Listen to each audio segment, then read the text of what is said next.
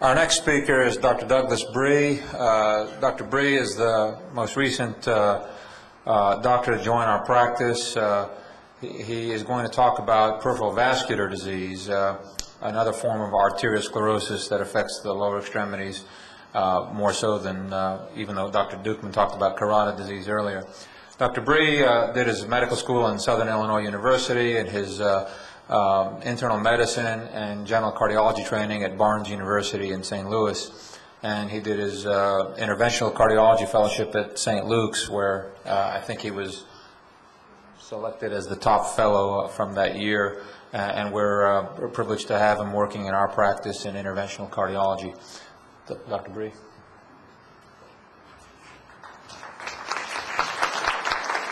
Thank you, Nadeem. And I'd like to thank everybody for allowing me to have the opportunity to spend the afternoon with you. I'm kind of under the weather, so I apologize for my voice. I'll try to get through this as best I can. But the topic I chose to talk about today is peripheral vascular disease. And I'm going to kind of divide... What are we using? Okay. I'm going to kind of divide this into an overview of 6 general questions that you should consider in your head when you're thinking about peripheral vascular disease. And they are, first of all, what is it? Why is it important for me to learn about it? Am I at risk of developing this? What are the symptoms that I should look for?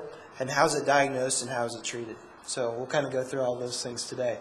So the first question, what is peripheral vascular disease? And to understand what peripheral vascular disease is, the process that underlies this is the process that a lot of the other speakers have talked about, is atherosclerosis, which basically is the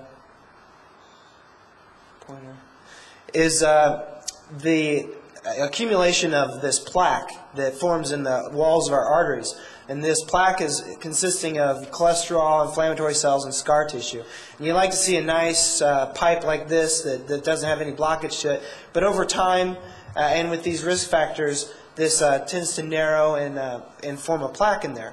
Now usually, the thing to know about is that this can occur in all the arteries of the body. It usually first presents itself to the doctors as a heart attack, heart disease, or stroke.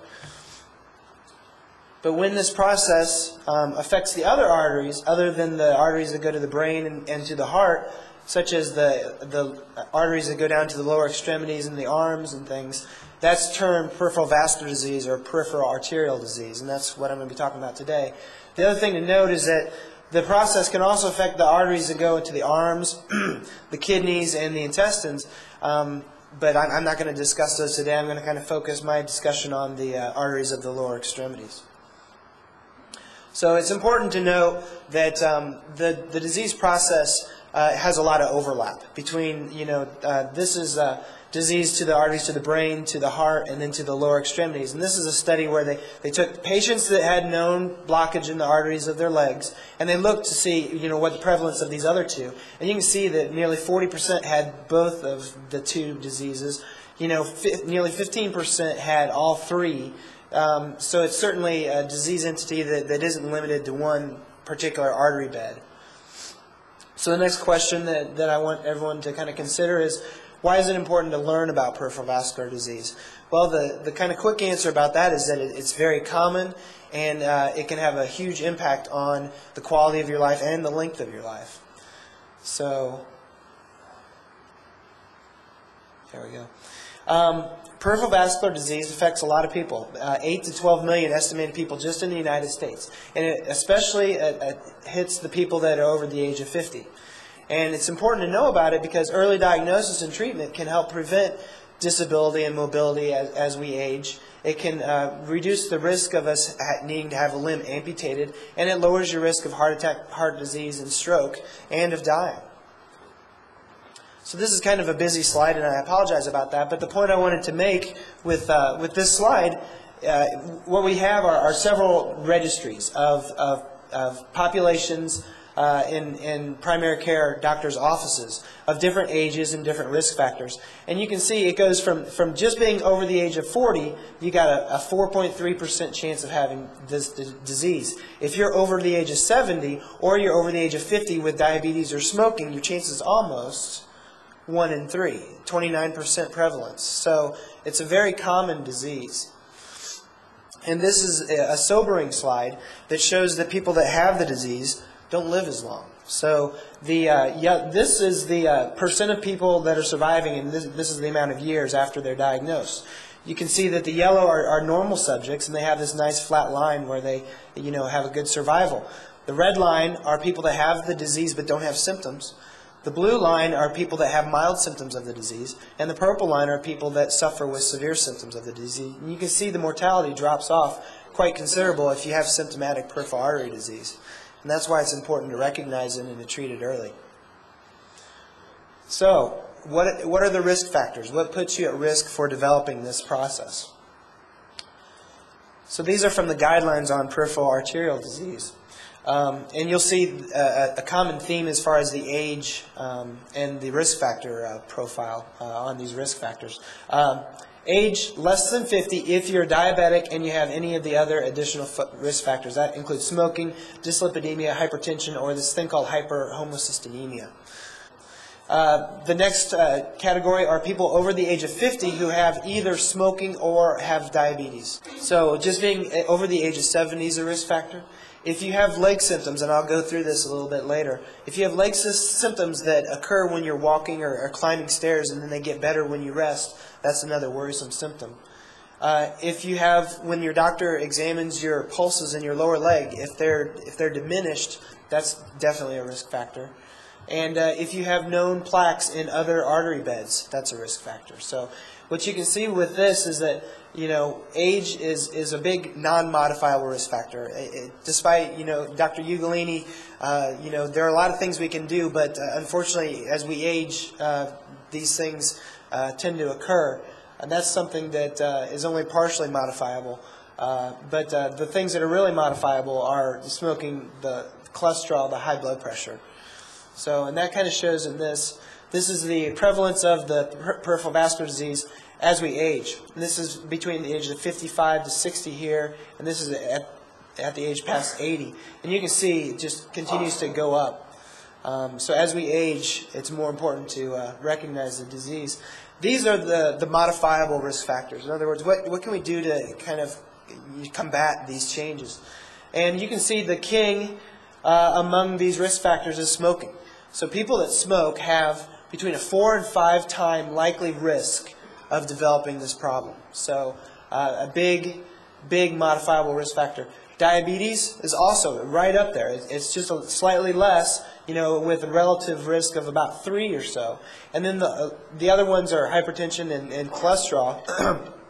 Maybe a little less so, but certainly things that we can direct our attention to as far as combating the disease. So next, what are the symptoms? What do we look for if we're worried that we may have peripheral vascular disease? The word to use is claudication, and the definition of claudication is right here. Fatigue, heaviness, tiredness, cramping that occur in the leg muscles, and that can be anywhere from the buttocks to the thighs to the calf.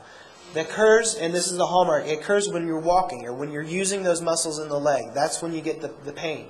And then when you let those muscles rest, it gets better. So that's kind of the hallmark of looking for peripheral vascular disease. These are some of the other symptoms that you may notice is sometimes if you have cramps at night, that may be a manifestation of this. If you have wounds or sores that aren't healing on your legs, that's another worrisome potential sign. If you notice color changes, if they turn blue or pale, or if you notice a temperature difference in one leg as opposed to the other, that could be an indicator too. And also, if you have problems with the nail or hair growth on your legs, those are other signs. But the one thing I want to everyone to keep in mind is that you don't necessarily have to have these. A lot of people with the disease won't have the signs and symptoms, and it's just picked up when your doctor examines your pulses. And one thing I don't want people to do is to attribute those symptoms of just normal aging, because you should be able to get out and exercise without having these symptoms, and don't just write it off on, well, I'm just not as young as I used to be. Try to look for a reason. So, and these are kind of the alarming symptoms of peripheral vascular disease. It's called the 5 Ps, And what acute limb ischemia basically means is, we talked about, Dr. Dukeman talked about a brain attack, and we know about heart attacks. Well, this is kind of the equivalent of having a leg attack, I guess. So if the artery in your leg blocks off all of a sudden, you can expect to experience pain. You'll lose the pulse in that leg. You'll develop pallor, which basically means that it turns pale. Paresthesia, which is a fancy word for just saying that it gets numb and tingles. Paralysis, you won't be able to use the leg. And then some people add a sixth P, polar, meaning that the extremity gets very cold. So, how do you go about, what's the first step in diagnosing the problem? So, the first is a good history from your doctor. Look for the risk factors: smoking, cholesterol, high blood pressure, diabetes. And then screen for claudication. Your doctor needs to ask, and if they don't ask, tell them if you're having problems when you're walking with your legs getting tired and fatigued. Kind of note how long you're able to walk. It's one, sometimes people cannot have symptoms, but they just aren't walking. Doctor, I used to be able to walk 6 blocks, and now I can only walk 2. That's alarming. We need to know about that. The other thing to do is a good physical exam. So when you're in your doctor's office, and if you have any of these symptoms, be sure to take your socks and your shoes off, and let us see the feet, because we need to do a good exam. We need to look for the pulses in the feet. We need to look for any signs of wounds or ulcers that aren't healing. And then, of course, we're doctors, so we order tests. That's kind of what we do. But this is the range of testing that we do, starting from the simple screening of this thing, and I'll go into more detail about this later, ankle brachial index. And this is kind of like a stress test, or it can be on the lower extremities. This is an ultrasound. This is an ultrasound. So these are fairly non-invasive, easy things to do as just a screening practice. And then as we get more worried about the fact that you may have the disease, we may do a CAT scan angiogram or an MRI. And then eventually, if it's necessary, we may go on to doing a catheterization and doing angiography. So this is a little chart that kind of demonstrates what this ABI, or ankle brachial index, is. And it's really a neat little concept. What you're basically doing is you're taking a ratio of the blood pressure in the arms and comparing it to the blood pressure in the feet. And you're using the device right here that monitors the blood pressure, and a little device that picks up the noise of the blood rushing through the artery. And we compare the two. And the blood pressure in the foot is the numerator, the arm is the denominator. And if this pressure is less than 90% of the blood pressure in the arm, that's suggestive that you have blockage. If it's less than 40%, it's suggestive that you have a severe blockage that could be limb-threatening. So that's kind of an easy thing to do. And the thing about it is, it basically is just a screening test. It just tells you whether or not you have a blockage. It can't locate anywhere along this trunk exactly where it is. It's just telling you that at the very end point of it, somewhere you have a blockage. So the nice thing about it is that it's well studied. This is a study that has nearly 7,000 patients. And these are kind of what has been determined as the limits of normal, and you can see that the mortality is definitely the lowest for these normal groups. So it's a pretty good screening test. This is a little bit more sophisticated type of ultrasound called a duplex. And this involves an ultrasound probe, but we actually measure the pulse by the height and the width, and we can tell by changes exactly how the pulse is traveling down the leg. And we do it at different levels, so this helps us kind of locate where the blockage is. If it's in the thigh, if it's below the knee, it's helpful in that regard. Another non-invasive test. Now, if either of these screening tests are positive, what we'll do a lot of times is move on to what's called a CT angiogram. It's basically a CAT scan using dye looking at the circulation in your lower legs. And you can see that it gives a really, really nice picture here. This is back in the aorta, and this is in the thighs, and then here's below the knees right here. And this will tell us exactly where the blockage is, and it'll give us a good idea about how severe it is. But the problem is that it does involve radiation, it does involve IV contrast, but it is a very helpful guide for us to know, whether or not we need to do a catheterization or if there's anything that we'd be able to fix. Now, MRI is very similar to the CT angiogram. It provides a very similar image. The difference with MRI is that it doesn't involve radiation, but you are put into a magnet. So if you have metal devices such as implants or pacemakers, we're not able to do that. We're finding out more about pacemakers that maybe we may be able to do it, but for the time being, we're not really trying those waters that much. But again, it helps us guide exactly what we're going to do. If we need to do any kind of revascularization, be it angioplasty or surgery. And then finally, the invasive means of detecting it is to actually put a catheter in the artery and inject dye and look for blockage. And that's what we're seeing in this picture. This is artery coming down the dye coming down the artery right here, and you see this block right here. And what the body has done, and I love this slide to demonstrate this, it's formed its own bypass. So it's formed its own bypass, and then it reconstitutes down here and goes to the lower leg. So it's just like traffic. If you're on I-10 and it's completely stopped up, what do? You go to the feeder road, and so the body has just developed all these little feeder roads that kind of go around it. But the problem with the angiogram, it is an invasive procedure, and we usually reserve it for patients that we're pretty sure that you're going to have something, and that it's going to be something we're going to need to work on. So what's the next step? So if you're diagnosed with peripheral vascular disease, what do we do about going ahead and treating it? So the first thing, whenever you need to define what your goals are to treating it, and quite simply, you want people to live a better life. You want to be able to do the things you want to do, and you want to live longer and prevent mortality from the other vascular diseases too. And those are kind of the goals for when we start patients on medications or therapy for this blockage. The biggest one, if you smoke, you've got to stop smoking. It's paramount importance. There's nothing that's more disheartening than for me to be on a case for 6 hours and to save a leg from amputation, and then the patient goes home, continues to smoke, and then they come back in a month and they have to have an amputation. It kills you. So smoking is a very important thing. You need to stop smoking. The other modifiable risk factors are diabetes, high cholesterol, and high blood pressure. You should be on medication and really aggressively control each of those. Exercise therapy is important, and this is literally exercise therapy where it's no pain, no gain. We want you to have the pain in your lower extremities, and it's a pretty strenuous program. You need to exercise at least 30 minutes, at least 3 or 4 times a week, and you need to do that for 12 weeks. And a lot of times we'll prescribe it, and we want it to be supervised. And we found that this will increase the amount of time, the distance that you're able to walk in 6 minutes, and people have a higher quality of life if they have prescribed exercise. The other options that we have are antiplatelets are the sticky particles that are found in your arteries. And when we put patients on aspirin or sometimes Plavix, that helps. And it mostly helps against the heart attacks and the strokes. It does do a little bit of benefit for the arteries in the lower legs, but this will help decrease your mortality. This medication called Pletol actually will help your symptoms in your lower extremities. So when patients have been on this, they found that they're able to walk a longer distance. They have a higher quality of life when they're on this medication.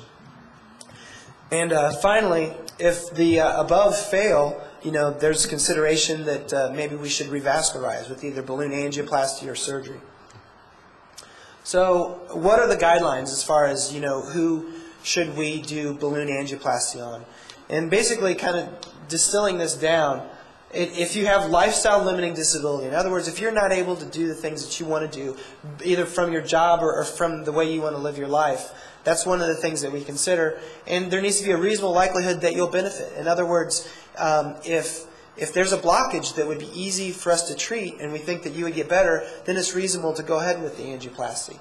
The other things would be if we've tried exercise, if we've tried the other medicines and it's still not working, that would be another indication to do it.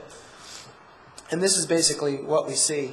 As you'll recall, this is the earlier angiogram of this blockage, complete blockage. This is a picture of the wire going across the blockage, and we're inflating a balloon here to perform a balloon angioplasty of it. And this is an angiogram taken 6 months later. You can see the dramatic improvement in the flow. Now, we not only do balloon angioplasty, at times we can also do stents depending on what area of the leg it is. We can also we have a device that we can remove plaques, where we can actually take out the blockage and not leave a stent or anything behind. So we have lots of different tools in our arsenal for how to treat these blockages. And we can usually do it with pretty good results. But sometimes we don't have good results, or sometimes we're not able. And I don't know if Dr. Lowry is still here. This is a picture of someone that had a bypass surgery. They also had an amputation. So, surgery is an option that we consider when we're not able to do the angioplasty, or if the complexity of the blockage is severe enough that we're not able to treat it with the balloons. So this is kind of what to expect if you have a surgery. So kind of to summarize everything and kind of put it into a take-home message, peripheral vascular disease is common. And especially if you have an advanced age, if you're diabetic or you smoke, then you're particularly at risk for developing it. It has considerable impact on both quality of life and mortality. And there are numerous things that we can do about it to help counter the effects, such as lifestyle modifications, prescribed exercise and medications. And careful attention should be given to the symptoms of it, and you should have an open communication with your doctor so that between the two of you, you can form a team to help identify this problem. Thank you. I'll take any questions.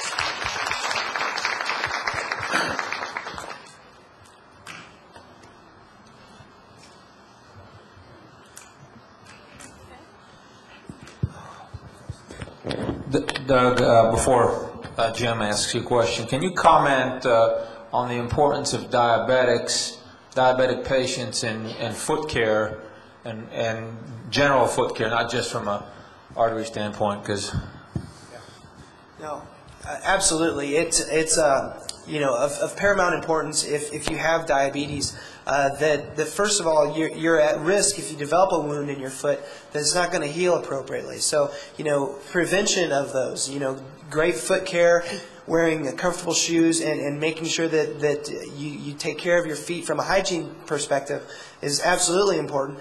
And then as far as, diagnosing a problem, so, examine your feet, because you're not going to be able to feel sensations down there of pain and things like this. So regularly check out your feet, check out your toes, and hopefully you can prevent, the more advanced stages of this problem if you're diligent in taking good care of your feet. That's an important point. In the slide, it had the 3 pictures. It looked like it had, where it had the bypass. Back one more thing. Where you have the veins or arteries, whatever it makes there on the left.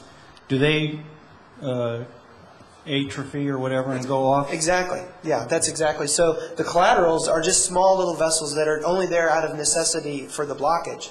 So a lot of times, and we see this in the heart also, if we open up a blockage that has a bunch of those collaterals will go away, which is okay. Most people kind of get nervous. If you need them, they'll come back very quickly.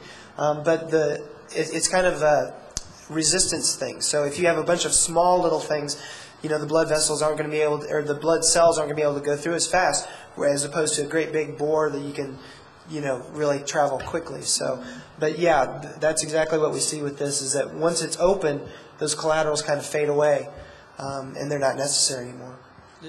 A second question is, probably even since I was like 18 or 19, a long time ago, I always used to get tingling in my thighs when we walk or run. Is that anything to this problem? Well, absolutely. There are a lot of different causes other than this that can cause numbness and tingling in the legs. So I think it would be important, particularly to know if the symptoms come about when, like you mentioned, when you're exercising and things like this. There's another condition that is important to kind of differentiate. It's called pseudoclaudication. And what pseudoclaudication is when you have a blockage in your back. If you have spinal stenosis, it causes symptoms that are similar to this, and that would be another potential thing to rule out in your case. If you're having tingling or weakness in the leg. And those would, the first step in that would be a good pulse examination of your lower extremity. If you have a good pulse, or do that ABI test, and that's a useful screening exam. It can kind of say, whether or not you're getting enough blood flow to your toes or not very quickly. So that's probably what I would recommend. Mm-hmm. How long after the cessation of smoking is it no longer a factor?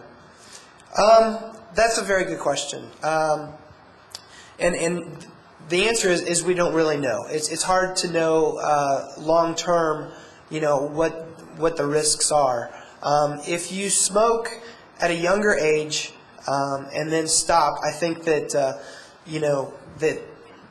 that there's a greater likelihood that you won't suffer the impact. If you're smoking at a more advanced age, when these atherosclerotic changes come, I think that it's less reversible. So I would say if you quit smoking when you're young, before the age of 50, then it's a fairly reversible process. If you smoke after the age of 50, I would say it's getting to be a more irreversible process. But as far as commenting on a timeline to say, your risk is not there anymore, I'm not able to do that.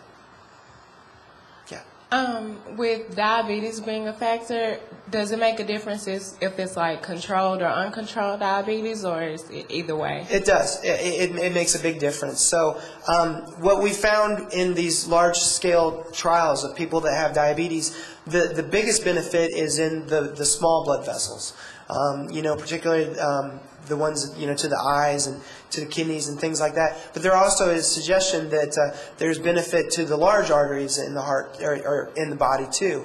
So if you are able to aggressively treat diabetes, I would consider this to be one of the modifiable risk factors, and maybe you can help prevent the blockage in the main arteries. Thank you. I'm going to add just a couple of comments with respect to smoking. Nicotine use, and that's what we're really talking about in cigarette consumption, has both acute and chronic phase reactions on the vascular tree. Nicotine acutely causes vasoconstriction, or a tightening of the blood vessels. So cessation of smoking or consumption of nicotine, for those who use smokeless tobacco, will have a fairly immediate effect on some improvement in exercise capabilities. But as Dr. Bree had mentioned, chronic nicotine consumption has deleterious effects on the lining of the artery walls, and once you have established that component of disease, it's very difficult to reverse that, even if you quit smoking. So one can assume that to get a very nice benefit in terms of their exercise capabilities when they quit smoking immediately, not to mention their food tastes better, their smell improves, they stop coughing, or they cough for a while, then they stop. In terms of the diabetes, the tight control of your sugar and normalization of the hemoglobin A1C does have beneficial effects throughout the body, because the microvasculature, the microscopic vessels, the small vessels that are affected in the eyes, in the kidneys, in those blood vessels that even feed the nerves of your feet, are all going to be healthier in the long run.